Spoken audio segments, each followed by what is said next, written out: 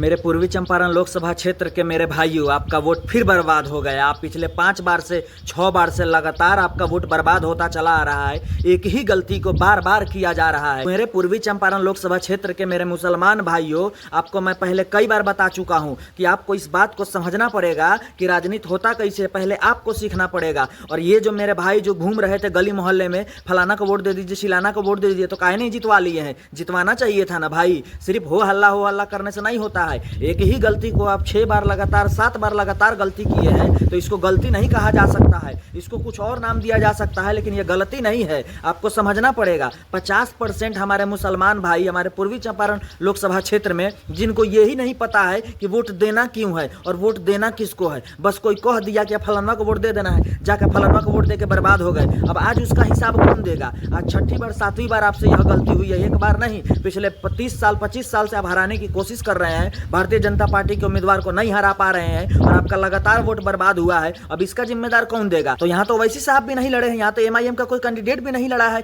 तो फिर यहाँ कैसे हार गया? यहाँ तो नहीं ना हारना चाहिए था, यहाँ VIP प्रत्याशी को नहीं ना हारना चाहिए था। इसको समझने की जरूरत है। डॉक्टर राजेश कुशवाहा को उनके साथ रहने वाला लोग हरवाया है, इस बात को आप समझिए। और इससे पहले भी जब आकाश सिंह लड़ रहे थे तो आकाश सिंह के साथ रहने वाला लोग हरवाया था, और उससे पहले जब 2014 में जो इंसान लड़ रहा था उसको भी उसके साथ ही रहने वाला लोग हराया था। अगर भरोसा नहीं है तो इन तीनों का जितना फोटो होगा ना सोशल मीडिया पे, सबको निकाल कर देख लीजिएगा। एक इंसान इन लोगों के साथ रहता है, तीनों के साथ, और वही वो इंसान है जो हरवा रहा है इन लोगों को, पनौती है, और वही हरवा रहा है इन लोगों को। इस बात को आपको समझने की जरूरत है। आप अपना खुद दिमाग लगाइए। अगर यहाँ से पिछली बार अगर कांग्रेस का कैंडिडेट जीत जाता तो फिर RJD का कुछ रहता अस्तित्व यहाँ, फिर कांग्रेस का बोलबाला हो जाता, इसलिए उसको हरवा दिया गया। फिर अभी VIP को टिकट दिया गया। अगर VIP के प्रत्याशी डॉक्टर राजेश कुशवाहा अगर जीत जाते तो यहाँ RJD का बोलबाला रहता? नहीं रहता, इसलिए VIP के प्रत्याशी को भी हराया गया है। इस बात को आपको समझना पड़ेगा। मुसलमानों का वोट सिर्फ बर्बाद ही हुआ है, इसके अलावा कुछ नहीं हुआ है। और आगे भी अगर मुसलमान हमारे भाई नहीं समझेंगे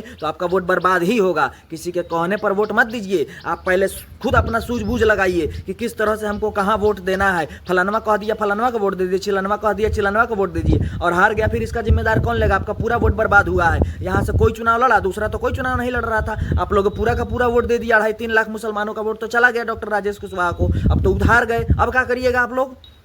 अब वो ठेकेदार इसका जवाब दे पाएगा जो ठेकेदारी लिया था, गली मोहल्ले में घूम घूम के कह रहा था पर्स छाप को वोट दीजिए, पर्स छाप को वोट दीजिए, जो ठेकेदारी लिया था, जो बूथ पर घूम घूम के वोट दिलवाया था। अब उससे पूछिए सवाल कि आखिर क्या कारण है जिसकी वजह से हार गया, तो उसके पास कोई जवाब नहीं होगा। वो बोलेगा कि भाई फलानवा वोट नहीं दिया, चिलनवा वोट दिया नहीं। तो तुमको जब जानकारी नहीं था तो तुमको क्या जरूरत था इतना बउआने के लिए, इतना वोट लोगों का बर्बाद कराने के लिए? और बिना जानकारी के करिएगा तो 6 बार से गलती होबे किया है, 7वें बार का इंतजार करिए, फिर गलती करिएगा।